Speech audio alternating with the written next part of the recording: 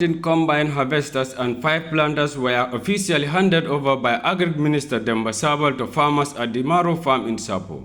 The machines were procured by the Giraffe project to bolster rice self-sufficiency and prevent post-harvest loss through mechanized farming methods, a crucial component of the government's campaign to amplify yields in rice production. We are also on track.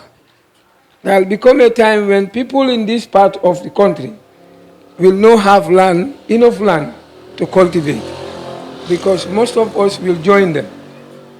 This is the sorest resources for anybody at any time in your life. The equipment distributed among private investors and farmer cooperatives across the Central River and Upper River regions, the country's biggest regions in rice production, were received by governors who expressed appreciation for the well-timed delivery of the equipment ahead of the cropping season. Those who are the recipients of these equipments, yes, individual people, individual associations are going to receive this, but I want to believe and I want to share this. Please, when you go back to your respective areas, don't take these equipments to be your personal thing. They belong to all of us. These materials that we have, if we are all frank with ourselves, we always used to see this on TVs. When they are doing it, for example, in China, in America, in Europe, and so on. And we keep on asking ourselves, when will this come to the Gambia? I am telling you now, it is in the Gambia, it is in the Central River region, and we are now here to utilize these equipments.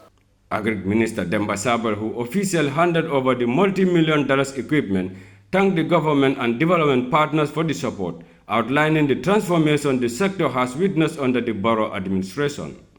This is unprecedented. Distinguished guests, ladies and gentlemen, before the government of His Excellency President Adama Barrow, there has not been a single transplanter in this country. In fact, up to today, since 1965, this country has never received 10 combined harvesters at the same time. So our event here today is really, when you say unprecedented, it is unprecedented at a very high scale.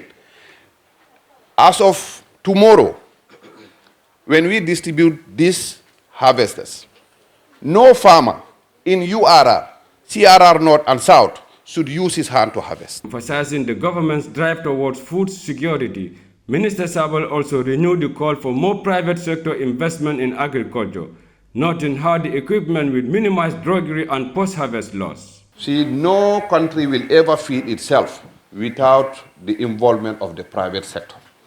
And the key players in the private sector are increasing by numbers. I may not be able to mention them all, but I must again single out Maro Farms for leading the path into the private sector involvement in rice cultivation. And I think Gambia is lucky, because for a country to progress, the wealthy people must invest in agriculture. And in our midst is the Ja Agro Farms. I think they are represented here by their operations director, Mr. Hydra. Thank you for being here.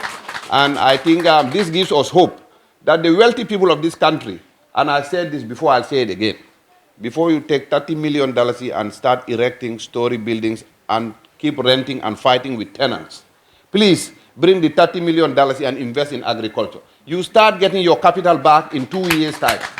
More equipment are expected in the coming months as the Gambia moves to amplify agricultural mechanization, ensuring farmers have the right tools to deliver. Power Silla, GRTS.